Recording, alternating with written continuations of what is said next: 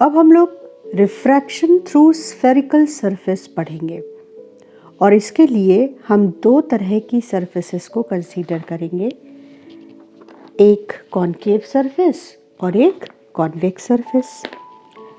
क्योंकि बच्चों को रे डायग्राम बनाने में भी दिक्कत आती है, तो इसलिए मैं एक इजी मेथड बता रही हूँ कि आप रे डायग्राम भी इजीली बना सको। तो आप क्या करो बेटा कि आप कंपास लेकर, अगर हमको एक स्फेरिकल सरफेस बनानी है और मान लीजिए कि कॉनकेव सरफेस या कॉन्वेक्स सरफेस बनानी है, तो हम क्या करेंगे कि बाकायदा हम कॉन्वेक्स सरफेस को ड्रॉ करेंगे विद हेल्प ऑफ कंपास। देखो कैसे।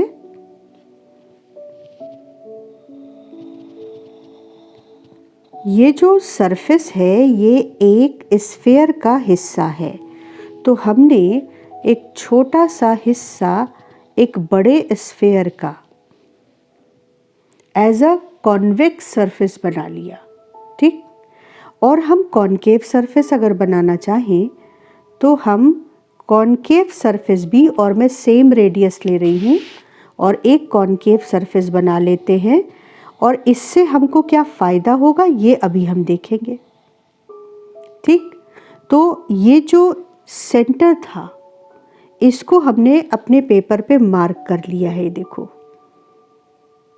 अब इससे क्या फ़ायदा होगा कि जब हम इस पर रे डायग्राम बनाएंगे ना, तो हमको सेंटर ऑफ कर्वेचर पता है कि इस स्फेरिकल कर्व्ड सरफेस का सेंटर ऑफ कर्वेचर कहाँ है, और उसका फ़ायदा ये होगा कि रे डायग्राम बनाते समय हम बेहतर इमेजिन कर पाएंगे कि रेस बेंड होंगी टुवर्ड्स द नॉर्मल या अवे फ्रॉम द नॉर्मल, तो किधर जाएंगी।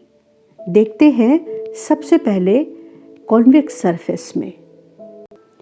तो कॉन्वेक्स सरफेस में हमने सबसे पहले प्रिंसिपल एक्सिस बनाया, और जहाँ पर हमने मार्क किया था उस पॉइंट को, जहाँ सेंटर ऑफ कर्वेचर था हमारी इस सरफेस का, उसे सीन लिख दिया।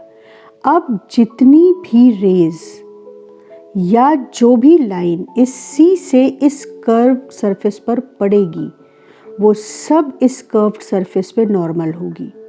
ये रूल है कि जितनी भी सेंटर से जाने वाली लाइंस हैं वो कर्व्ड सरफेस के लिए रेडियस होती हैं, और किसी भी पॉइंट पर अगर हमें कर्व्ड सरफेस पर उस लाइन का एंगल निकालना है तो हम उस पे टेंजेंट ड्रॉ करते हैं। टेंजेंट और रेडियस के बीच 90 डिग्री का एंगल होता है। तो ये रूल याद रखो कि सेंटर ऑफ कर्वेचर से जो भी लाइन इस कर्व्ड सरफेस तक जाएगी वो कर्व्ड सरफेस पे पक्का नॉर्मल होगी।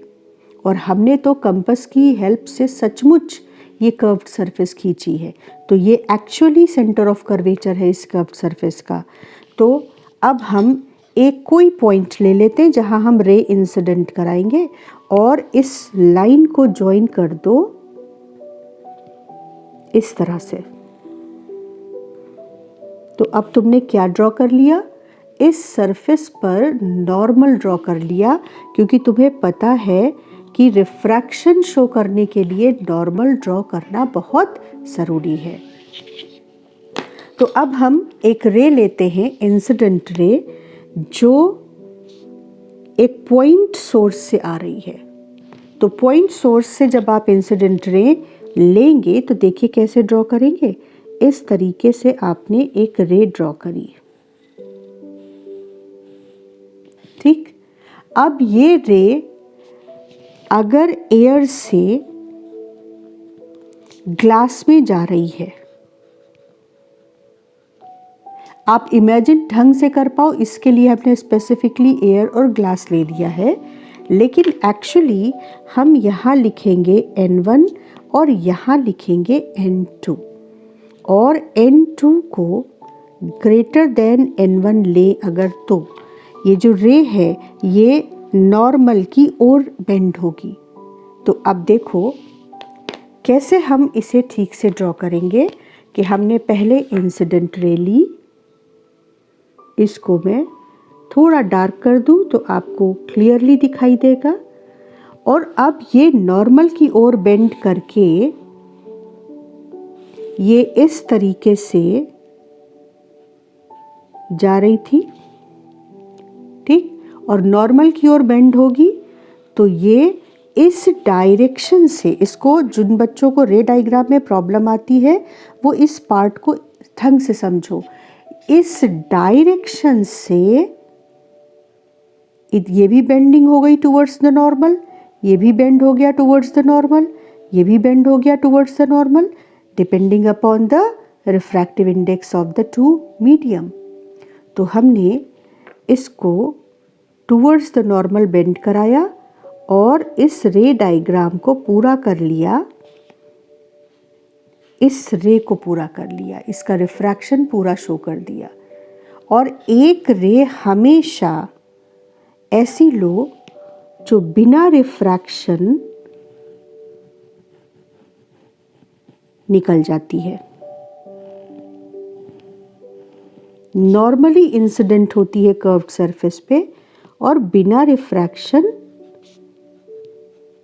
निकल जाती है। और ये दोनों रेज इस पॉइंट पर अगर मिलेंगी तो यहाँ पर इमेज बनेगी, एक्चुअली मिल रही है तो रियल इमेज बनेगी। ये आपका ऑब्जेक्ट था, सोर्स ऑब्जेक्ट। तो अब देखो हमने कॉन्वेक्स सरफेस के लिए रे डायग्राम अपना पूरा कर लिया और अब हम अपने कैलकुलेशन के लिए, अपनी डेरिवेशन के लिए रेडी हैं। इसी तरह से जब आप यहाँ आओगे कॉनकेव सरफेस पे तो भी आपको पता है कि ये आपका सेंटर ऑफ कर्वेचर एक्चुअली है इस कॉनकेव सरफेस का, ठीक।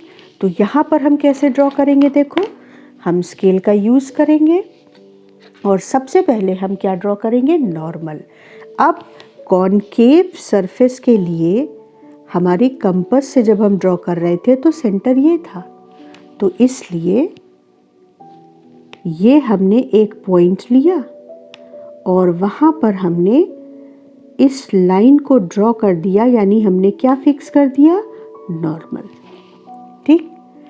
अब एक चीज़ हमेशा ध्यान रखो, as a rule incident ray हम लेफ्ट साइड से इंसिडेंट कराते हैं, तो ऑब्जेक्ट इस साइड में कहीं होगा और उसका रिफ्रैक्शन होगा। मान लो कि हम ऑब्जेक्ट को इस पॉइंट पर लेते हैं, तो अब आप एक इंसिडेंट रे ड्रॉ कर दीजिए यहाँ से यहाँ ज्वाइन करते हुए। अगर हमने N1 और N2 रिफ्रैक्टिव इंडेक्सेस लिए हैं, इंडिसेस, और N2 is greater than N1 है, तो ये रे टूवर्ड्स द नॉर्मल बेंड होगी। अब हमको पता है कि एक्चुअली ये नॉर्मल है, गेस वर्क नहीं है, तो हम देखो कैसे बेंड करेंगे इसको। हम सबसे पहले यहाँ से डॉटेड लाइन बनाएंगे, क्योंकि कॉनकेव सरफेस के लिए ये रे, इंसिडेंट रे दूसरी इंसिडेंट रे से एक्चुअली कभी भी नहीं मिलेगी। तो ये देखो हमने पहले यहाँ से डॉटेड लाइन बनाई और उसके बाद हमने इसको, अब ये बेंड है या नहीं ये कैसे देखो पता चलेगा, जब ये इंसिडेंट हुई थी तो ये इस डायरेक्शन में थी, इस डायरेक्शन में जा रही थी, और अब ये टुवर्ड्स द नॉर्मल बेंड हो गई। आप क्लियरली देखो, ठीक।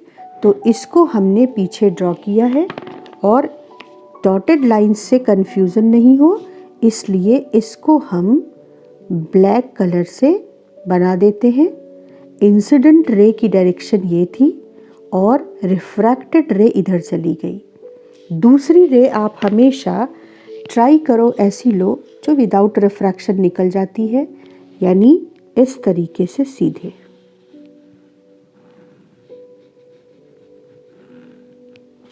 तो ये रे सीधे निकल गई। इस रे पर इसका फर्क नहीं पड़ेगा कि वो कॉन्वेक्स सरफेस है या कॉनकेव सरफेस। तो ये दोनों रिफ्रैक्टेड रेस कभी भी एक्चुअली मिलेंगी नहीं, इसलिए मैंने रिफ्रैक्टेड रे को पीछे की ओर ड्रॉ किया था, क्योंकि यहाँ पर इमेजिनरी या वर्चुअल इमेज बनेगी। ये ऑब्जेक्ट, ये सेंटर ऑफ कर्वेचर और ये इमेज। तो अब हम लोग अपनी रे डायग्राम्स कंप्लीट करने के बाद दोनों सरफेस के लिए रिफ्रैक्शन मैथमेटिकली स्टडी करने के लिए रेडी हैं। तो देखो हम कैसे मैथमेटिकली रिफ्रैक्शन स्टडी करेंगे। हम सबसे पहले कॉन्वेक्स सरफेस पर आते हैं और जो एंगल ऑफ इंसिडेंट है वो इंसिडेंट रे और नॉर्मल के बीच होता है, तो ये हो गया एंगल ऑफ इंसिडेंस। और रिफ्रैक्टेड रे और नॉर्मल के बीच में ये ब्लैक कलर का नॉर्मल है, तो रिफ्रैक्टेड रे और नॉर्मल के बीच में जो एंगल होता है वो एंगल ऑफ रिफ्रैक्शन होता है। तो हमने बना लिए। इसके बाद इंसिडेंट रे को प्रिंसिपल एक्सिस से मान लो अल्फा एंगल बनाते हुए दिखाएं। जो सेंटर ऑफ कर्वेचर है उससे जो लाइन जा रही है ये नॉर्मल प्रिंसिपल एक्सिस से मान लो बीटा एंगल पर है, क्योंकि अब हम जियोमेट्री का यूज़ करेंगे तो हमें एंगल्स स्पेसिफाई करने हैं। और रिफ्रैक्टेड रे इस प्रिंसिपल एक्सिस से मान लो गामा एंगल पर है।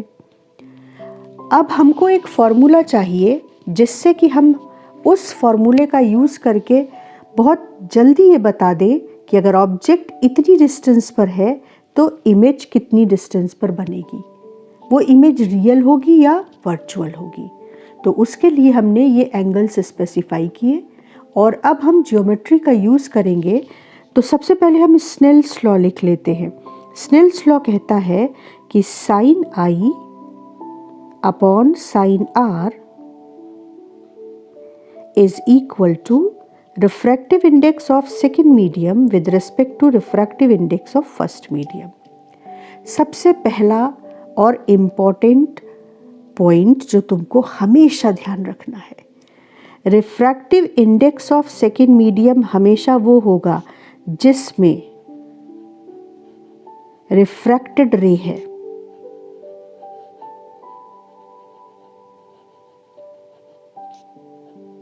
ऑब्जेक्ट कहाँ है, इमेज कहाँ है, तुम्हें इससे कुछ मतलब नहीं है। N2 हमेशा वो मीडियम होगा जिसमें रिफ्रैक्टेड रे है और N1 हमेशा वो मीडियम होगा जिसमें इंसिडेंट रे है।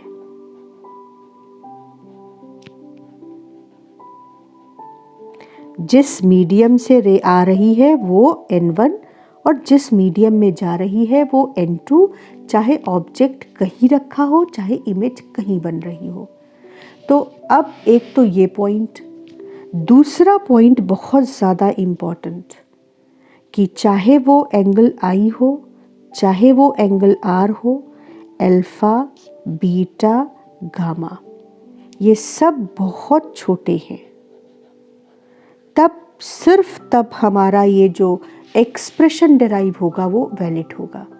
और अगर ये सारे एंगल्स छोटे हैं तो इसका मतलब कि ये जो रे है, ये रे इस पोल या ऑप्टिकल सेंटर जो नाम दो उसके बहुत करीब इंसिडेंट हुई है। और ऐसी रेस को जो प्रिंसिपल एक्सिस के बहुत पास इंसिडेंट होती हैं, पोल के बहुत पास इंसिडेंट होती हैं, उनको हम कहते हैं पेरेक्सियल रेस। और जो प्रिंसिपल एक्सिस से दूर इंसिडेंट होती हैं उनको मार्जिनल रेस बोलते हैं। तो ये जो डेरिवेशन हम करने जा रहे हैं, it is valid. This implies that discussion is valid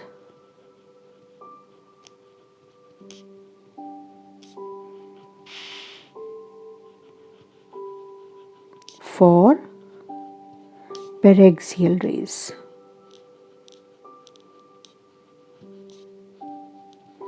ये दो पॉइंट हैं जो हमारे दिमाग में हमेशा होने चाहिए। ठीक, अब हम लोग अपने डिस्कशन पर आते हैं। तो sine i upon sine r is N2 upon N1। इसको हम लिख सकते हैं N2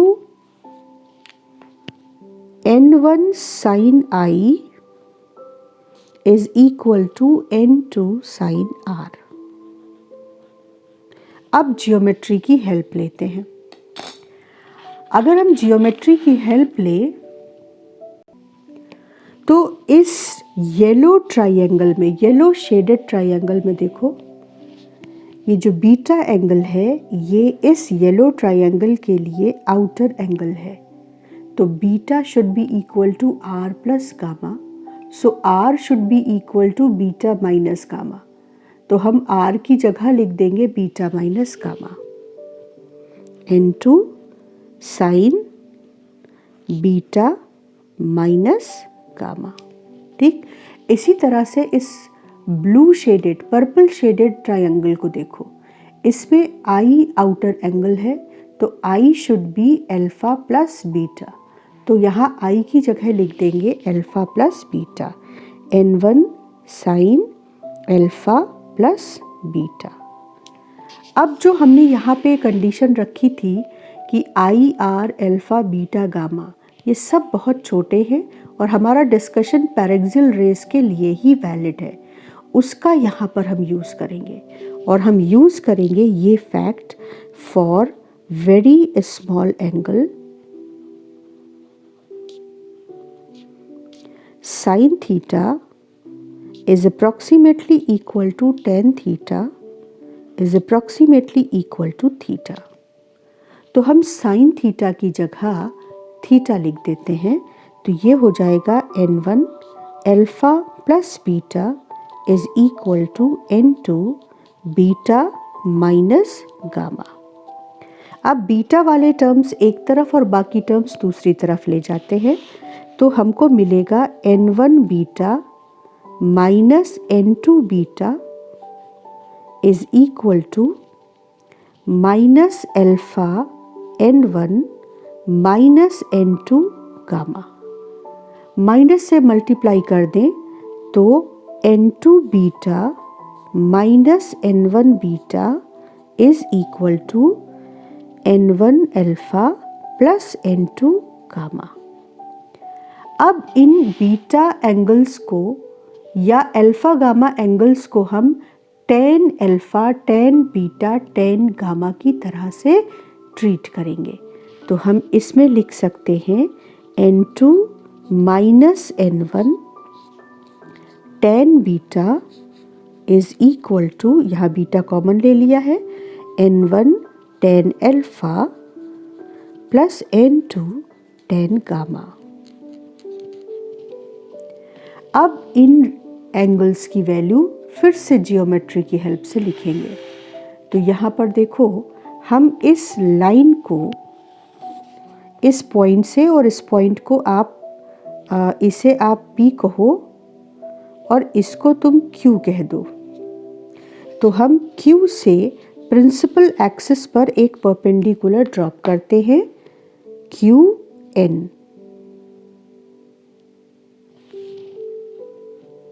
ठीक, अब P और N बहुत पास पास होंगे अगर ये एंगल अल्फा बहुत छोटा है।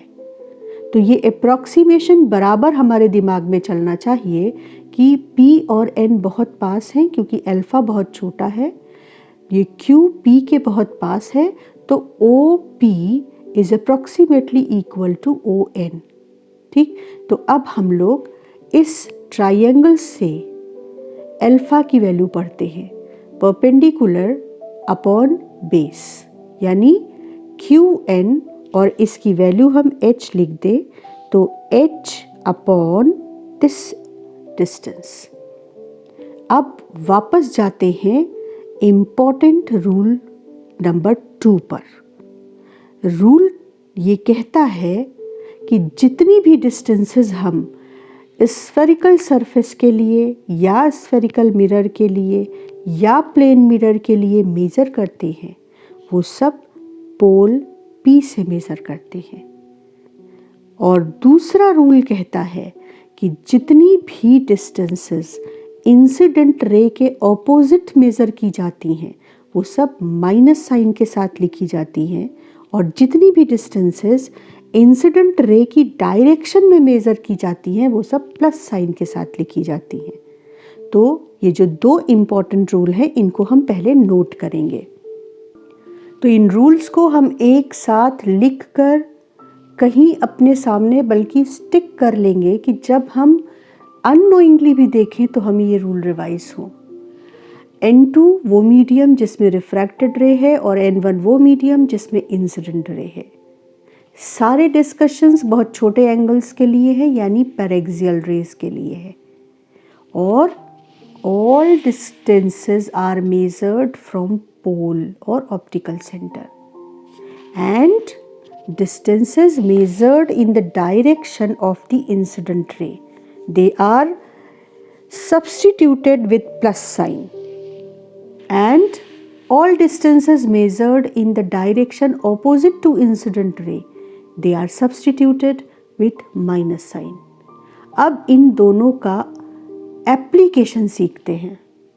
हमने 10th में पढ़ा है कि ऑब्जेक्ट की पोल से या ऑप्टिकल सेंटर से डिस्टेंस को हम U अल्फ़ाबेट से रिप्रेजेंट करते हैं, तो वो हम यहाँ पे लिख लेते हैं U।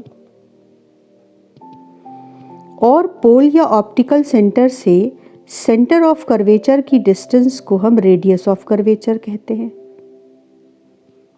और पोल से या ऑप्टिकल सेंटर से इमेज की डिस्टेंस को हम अल्फ़ाबेट V से रिप्रेजेंट करते हैं। अब मेज़र करने का मतलब क्या है? पोल से मेज़र करने का मतलब स्केल का 0 पोल पे होगा। जब आप U को मेज़र करेंगे यहाँ तो आप स्केल का 0 पोल पे रखेंगे और फिर अगर आपको U मेज़र करना है ऑब्जेक्ट की डिस्टेंस तो आपको लेफ़्ट डायरेक्शन में रीड करना होगा जाकर। तो इसका मतलब इंसिडेंट रे लेफ़्ट से राइट जा रही है पर हमें U पढ़ने के लिए पोल से लेफ़्ट जाना पड़ रहा है यानी इंसिडेंट रे के ऑपोजिट। तो जब भी हम U की वैल्यू इस केस में रखेंगे तो माइनस साइन के साथ रखेंगे।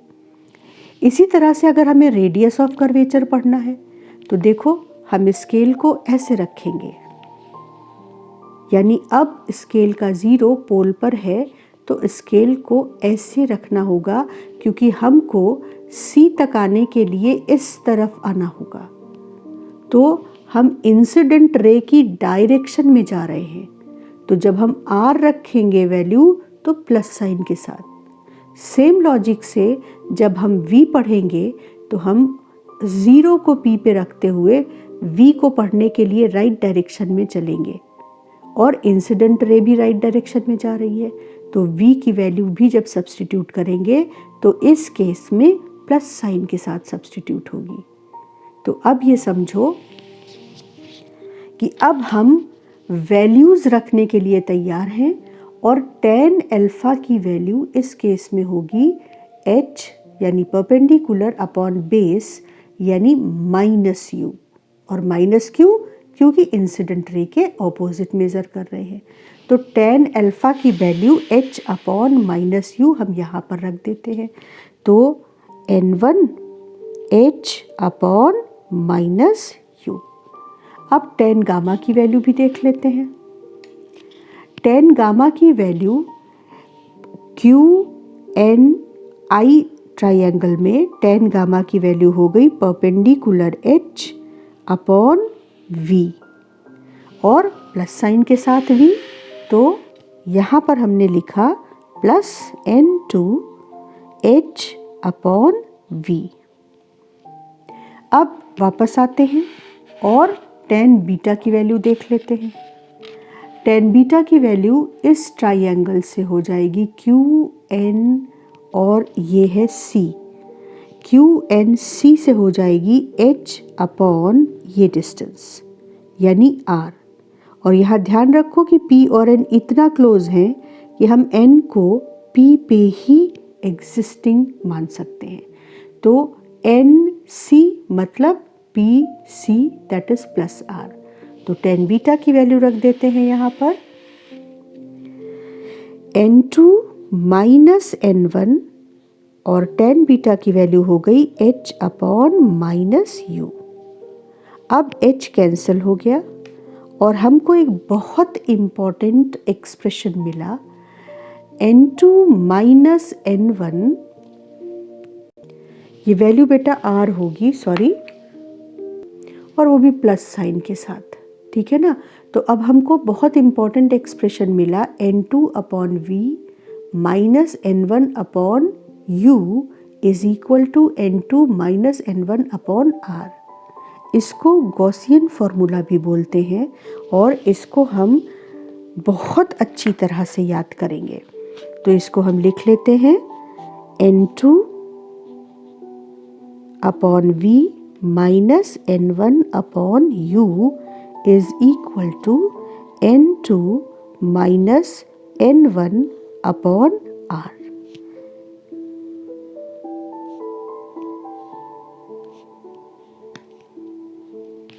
तो अब हमारे सामने ये डेरिवेशन है जब हमने कॉन्वेक्स सरफेस पे रिफ्रैक्शन को स्टडी किया। यहाँ हमने साइन के साथ वैल्यूज़ ज़रूर लिखी हैं, लेकिन अगर हम सेम डेरिवेशन कॉन्केव के साथ करेंगे तो सेम एक्सप्रेशन मिलेगा, ये अभी हम देखेंगे। साइन के साथ वैल्यूज़ रखने से ये जो फॉर्मूला था ये सिर्फ इसी केस के लिए रिस्ट्रिक्टेड हो जाता, लेकिन जब हम सेम लॉजिक यूज़ करते हुए कॉन्केव सरफेस के लिए एक्सप्रेशन डिराइव करेंगे तो एग्जैक्टली सेम एक्सप्रेशन आएगा। तो हम ये कंक्लूड करेंगे कि ये फॉर्मूला जनरलाइज्ड फॉर्मूला है और दोनों ही केसेस पर एप्लीकेबल है। तो जब हम इसको अप्लाई करेंगे तब कैसे अप्लाई करेंगे वो भी रूल बहुत इंटरेस्टिंग है। रूल्स ऑप्टिक्स में बहुत याद करने पड़ेंगे। सही रूल का यूज़ करेंगे तो आप न्यूमेरिकल्स और लॉजिकल क्वेश्चंस को सही तरीके से सॉल्व कर पाएंगे। तो यहाँ पर अब हम इसको ढंग से देखेंगे। ये डायग्राम आप पॉज करके वीडियो बहुत अच्छी तरह से खुद को एक्सप्लेन करते हुए बनाइए। उसके बाद हमने कैसे प्रोसीड किया अपने डेरिवेशन में और किन रूल्स का यूज़ किया वो खुद को समझाते हुए डिराइव करो।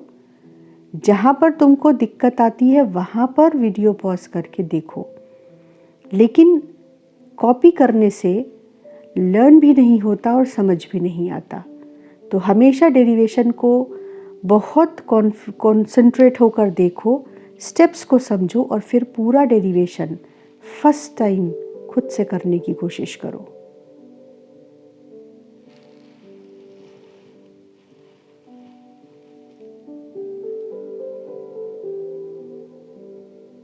और अब हम सेम डेरिवेशन कॉन्केव सरफेस के लिए करेंगे। तो चलो कॉन्केव सरफेस के लिए शुरू करते हैं। कॉन्केव सरफेस के लिए एंगल्स सेम, इंसिडेंट रे और नॉर्मल के बीच का एंगल आई, रिफ्रैक्टेड रे और नॉर्मल के बीच का angle r, incident ray principal axis से अल्फा, नॉर्मल प्रिंसिपल एक्सिस से बीटा और रिफ्रैक्टेड रे जिसको हमने पीछे बढ़ाया है वो प्रिंसिपल एक्सिस से गामा एंगल बना रही है। ये जो एंगल ऑफ रिफ्रैक्शन है ये रिफ्रैक्टेड रे और नॉर्मल के बीच है, तो वर्टिकली ऑपोजिट एंगल्स। इस रेड लाइन और नॉर्मल के बीच ये आर एंगल बन रहा है। थोड़ा सा फोकस करना होगा यहाँ पर। अब हमने शुरुआत की स्नेल्स लॉ से। स्नेल्स लॉ है n1 sine i is equal to n2 sine are.